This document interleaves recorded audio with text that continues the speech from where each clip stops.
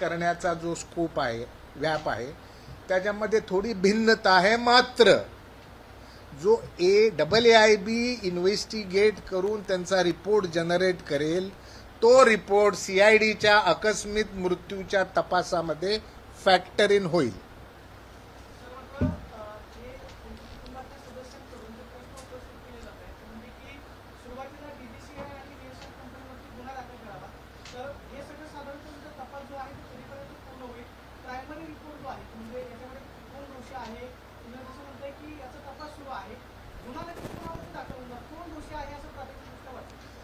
मी जसं तुम्हाला मला तर परत त्याच गोष्टी रिपीट करायला लागेल की आमच्या इन्व्हेस्टिगेशनचा स्कोप जो आहे तो प्रामुख्याने criminal conspiracy, criminal negligence, rash और निग्लिजंट ॲक्ट किंवा कुठले गुन्हेगारी कृत्य घडलेले आहे का, या दिशेने हा तपास चालू आहे.